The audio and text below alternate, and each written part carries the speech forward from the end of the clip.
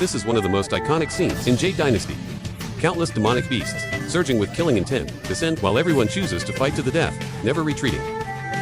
Fellow Taoists, for the sake of the common people, today, we must defend Fire God Pass to the death.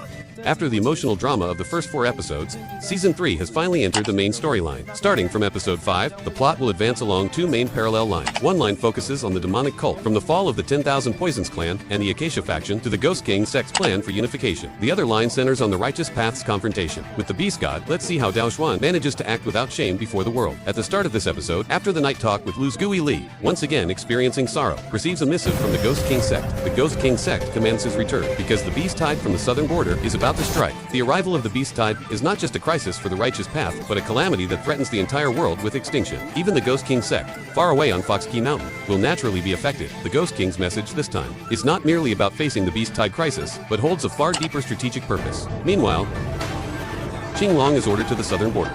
In the previous episodes, after accepting the Great Shaman's request, Qinglong traveled to the southern border to return his ashes to the Jin clan, and also to protect the clan. This is considered repaying the Great Shaman's kindness. But the 7 Li Cave, closest to the 10,000 Great Mountains, is the epicenter of the Beast Tide.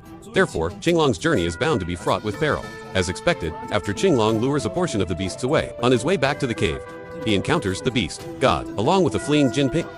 The two had agreed to break through the siege together, but unexpectedly, Jin Pinger plays a treacherous trick, leading to Qinglong's demise. This directly proves that heaven and earth are not benevolent. They treat the 10,000 things as straw dogs applies to every character. This battle contributes many of Qinglong's highlight moments. It's not that Qinglong isn't strong, but when faced with a top-tier powerhouse, no one stands a chance. However, judging by the trailer for Episode 6, it seems Qinglong will have a chance to reappear. Perhaps the animation team has adapted the story, turning him into a puppet-like existence. News of Qinglong's death quickly reaches the Ghost King.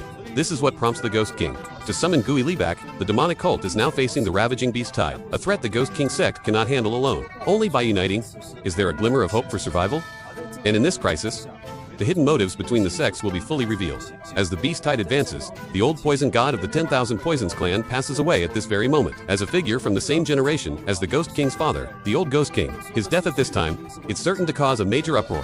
Moreover, the 10,000 Poisons clan lacks a top-tier expert, capable of shouldering the responsibility and matching the Ghost King. Therefore, if the next clan head position is passed to the young disciple, Qinwu, it will definitely attract the covetous eyes of other demonic cult factions. Whether San Mio of the Acacia faction will act is uncertain, but the Ghost King sect will surely make a move. Therefore, before his death, the old poison god had already devised a plan with Qinwu Yan, intending to use the Beast Tide crisis to completely annihilate the other demonic cult factions. Since the 10,000 Poisons clan will eventually be like fish on a chopping block, it's better to go all out in this situation. For this reason, after the old poison god's death, Qinwu Yan invited the other 2 factions to the poisonous Serpent Valley, ostensibly to discuss the Beast Tide. But secretly, the plan was already in motion. But the young are, after all, still young. Despite all his calculations, he never expected that Kang Song, who had joined the 10,000 Poisons clan years ago, would choose this moment to betray them, because Qinwu Yan and Kang Song were already at odds. And with the death of the old poison god, there was no longer a place for Kang Song in the clan. Therefore, the news of the old poison god's death also serves as his token of allegiance. When he defects to the Ghost King sect, in this episode, Gui Li meets Kang Song again, after more than a decade, and they will have an extremely exciting confrontation. The arts of all 3 schools, Buddhist, Taoist, and demonic, are used frequently, and the special effects are exceptionally well done. Is this the dual cultivation of Buddhist and Taoist arts that the old monk Kuzi saw? Seeing this,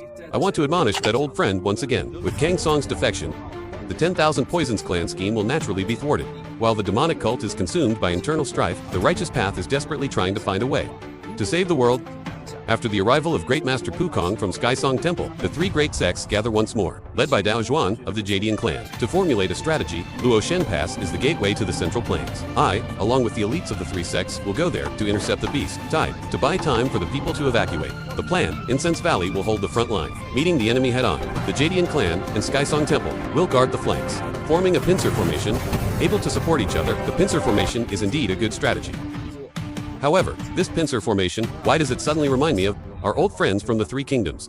Since the plan is decided, it must be executed. The younger generation has already arrived at Luoshen Pass, ready to face the enemy head to buy time for the common people to escape. And Gui Li, at this moment, also believes that he is affected by the soul devout. His time is short, and decides to fight to create a chance of survival for everyone.